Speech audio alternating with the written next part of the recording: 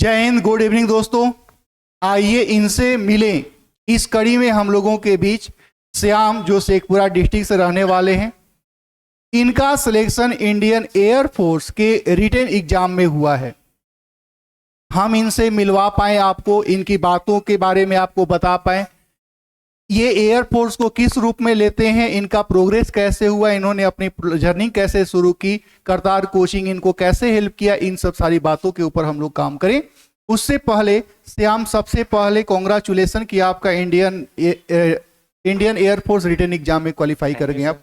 और अब उसके बाद मैं श्याम आपसे जानना चाहूँगा, हमारे जो आपके हम उम्र के लोग हैं या फिर आपसे जूनियर भी हो सकते हैं या आपसे सीनियर भी हो सकते हैं, क्योंकि आपकी उम्र अभी 18 साढ़े 18 साल हुई है।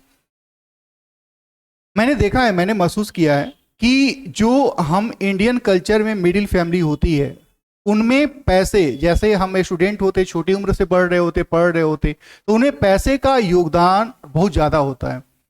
हम लोग बहुत जल्दी जॉब लेना चाहते हैं, क्योंकि इसके लिए हमारा जो एक तरह से जो इकोनॉमिक कल्चर होता है, अपने परिवार की बजट होती है, वो हमको सर्वाइव नहीं होती कि बहुत लंबे समय तक हम लोग 30-32 साल तक की उम्र में तक पढ़ाई करते रहें। तो बहुत छोटी उम्र में जॉब लेते हैं और उसके बाद फिर से हम लोग तैयारी को कैरी ऑन करने का प्रयास करते हैं। तो सबसे पहले आप शिवम मुझे बताइए, सत्यम मुझे बताइए, श्याम मुझे बताइए, सॉरी इनका नाम मैं भूल गया, श्याम। तो श्याम, सबसे पहले मुझे ये बताइए कि आप जैसे जो हमारा अग्निवीर का स्कीम आया, जहाँ पे कहा गया कि भैया 4 साल के लिए सारे लोग रखे जाएंगे और उसके बाद 25% को फॉरवर्ड किया जाएगा, परमानेंट किया जाएगा, और 75% लोगों को अलग अलग अर्ध सरकारी, जिसको हम लोग पैरामिलिट्री बोलते हैं, जिसमें CISF BSF इस तरफ का है, या फिर स्टेट गवर्नमेंट में अलग अलग जगहों पर पोस्टिंग होगी उनकी। एक तो ये हो गया। तो जैसे ही ये स्कीम आई, हम लोगों का एयरफोर्स का एक दिमाग में बना हुआ है कि भैया हम लोग गए और एयरफोर्स के अंदर जॉब लेंगे और हमको 15-16 साल की जॉब मिलेगी, हमारे दिमाग में ये बना होता है। लेकिन जैसे ही ये स्कीम आई तो हम युवाओं के मन में थोड़ी सी निराशा हो गई कि यार 4 साल के बाद हम क्या करेंगे। तो जो युवा, जो आपके कलीग, जो आपके हमरूम में ये बात सोच रहे हैं कि ये एयरफोर्स की जो जॉब है वह 4 साल की है, तो उनका ये सोचना सही है, उनका ये भ्रम सही है, उनका ये डिसीजन सही है कि भैया ये जॉब 4 साल की है। आपको क्या लगता है कि ये जो सोच रहे हैं वो गलत सोच रहे हैं, या फिर उनको कैसे सोचना चाहिए इस चीजों को? मैं सबसे पहले तो ये कहना चाहूँगा कि एक मिडिल क्लास फैमिली के लिए एक कोई भी जॉब ज़रूरी होती है, क्योंकि घर में कोई पैसे कमाने वाले नहीं होते घर में, और एम्प्लॉयमेंट की बहुत ज़्यादा ज़रूरत है हमारे देश में। ये सारे यूथ हैं तो में ना भटके कि % आगे बढ़ेंगे या नहीं बढ़ेंगे, या फिर मात्र 4 साल का है। क्योंकि जैसे ही ये अग्निवीर स्कीम लॉन्च हुआ था, बहुत सारे ट्रेन को जला दिए गए थे, और भी बहुत सारे आपदाएं, मतलब बहुत बिल्कुल सारे बिल्कुल बहुत बिल्कुल, आप सारी सही, बिल्कुल सही बोल रहे हैं। ट्रेन जला दिए गए थे। ये मैं भी अगर अपने घर में बताता हूँ तो हर लोग पहले यही बोलते हैं कि क्या वो 4 साल वाला नौकरी। तो मैं उनको पहले ये बताता हूँ कि 25% युवाओं को आगे भी बढ़ा दिया जाएगा, इसलिए हमें वो 25% को देखना है, ना कि 4 साल को। अगर एक और परसेप्शन ये भी मैं मिटाना चाहता हूँ सभी लोगों में, क्योंकि पहले मात्र 1500 से 2000 के बीच वैकेंसी आती थी, और आज 7000 आती है। तो अगर उसका 25% अगर आज हम निकाले तो उतना ही होगा। ये कभी ना सोचिए कि जाना बेकार है, क्योंकि आज अनएम्प्लॉयमेंट इतनी दर बढ़ गई है, इसलिए ज़रूरी है आज की पहले अपने अपने सक्सेस के लिए एक कोई जॉब ले ले, ताकि अपना फ्यूचर सिक्योर कर पाएँ। बिल्कुल सही बात बोल रहे हैं मेरे छोटे भाई आप, कि हम लोगों की जो पहले वैकेंसी आती थी वो 1500 से 2000 आती थी एक फेज के लिए, एक जो हम लोग का साल भर में 2 एग्जाम होता है उसके लिए। और अभी की जो वैकेंसी आप देखेंगे तो उसमें हम लोगों का संख्या 7000, 8000, 6000 इस रूप में है, तो उसका 25% निकालेंगे तो हम लोगों का वहीं पे आएगा ये। लेकिन ये हम लोग डर गए, भ्रम में आ गए कि भैया 4 साल के बाद हम लोग क्या करेंगे। अच्छा, जो ये लोग सोचते हैं कि मैं 4 साल के बाद क्या करूंगा, तो क्या उन लोगों को पॉजिटिव में सोच के ये नहीं सोचना चाहिए कि यार मैं 25% में क्यों नहीं आऊंगा, हम अपनी प्लानिंग ठीक करें, हम अपना मेहनत करें। क्योंकि ऐसे भी रिटेन में हम लोग 4 लाख 5 लाख फॉर्म भरते हैं और मेरिट में मुश्किल से 7000 लोग पहुंचते हैं, तो कहां पे 4-5 लोगों को बीट, 4-5 लाख लोगों को बीट करके आप 7000 में पहुंचे हैं, तो उसमें 25% में भी आ सकते हैं। हम इस तरह से तैयारी करें, हम निगेटिव क्यों सोचे? आपका क्या ओपिनियन है इस पॉइंट के प्रति? सर, मेरे दोस्त और घर वाले जो भी ये बोलते हैं कि 4 साल वाले लोग, मैं हमेशा बोलता हूँ कि मैं उन 25% में हूँ। बाकी किसी चीज़ से 4 साल से लेना देना नहीं है।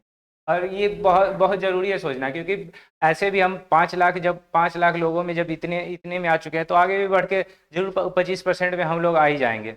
निश्चित तौर पे तो मुझे लगता है कि श्याम, और सर मैं एक चीज़ और जोड़ना चाहूँगा कि अगर बाय द वे मैं उन 75% में भी आ गया, तो बहुत सारे स्टेट गवर्नमेंट हमें रिजर्वेशन देगी, और सेंट्रल गवर्नमेंट भी बहुत सारे स्कीमों में रिजर्वेशन यानी हमें जो 100% लोग हैं उसमें से कोई भी बेकार नहीं होगा। हम लोग जो डर रहे हैं ना श्याम, हमको लगता है कि हम लोगों को लग रहा है कि 75% बेकार हो जाएंगे, तो उनका जो बेकार सोचना है कि हमारा 75% हम क्या करेंगे, उनको ये सोचना ही नहीं चाहिए। क्योंकि मुझे जहां तक लगती है, और जो श्याम भी मेरे को बोल रहे थे, इनकी बात मुझे काफी अच्छी लगी कि सर आप सोचो जरा कि जहां पे 4 साल सरकार गवर्नमेंट हमारे पीछे खर्च करती है, हमें सिखाती है कुछ ना कुछ, और 4 साल के बाद मुझे अच्छा खासा अमाउंट भी मिलता है, तो इतना खर्च करने के बाद क्या सरकार हमको ऐसे ही छोड़ देगी? हमारा जो उतना जो हम लोगों ने ट्रेनिंग ली है, उतनी जो वहां से प्लानिंग सेट करके हम लोगों ने नए नए विकल्प देखे हैं,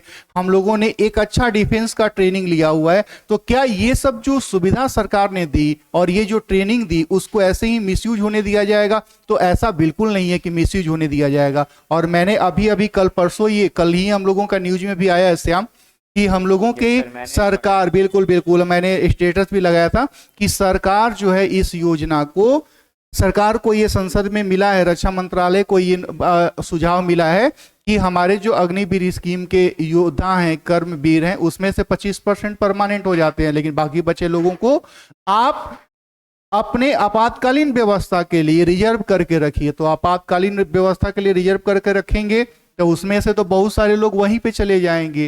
तो ये आपको सोचना ही नहीं है कि भैया 4 साल के बाद क्या होगा। सरकार आपके लिए खुद काम कर रही है, लगातार सोच रही है कि हम आपका इस्तेमाल कैसे करें, क्योंकि सरकार आपको ऐसे छोड़ ही नहीं सकती है।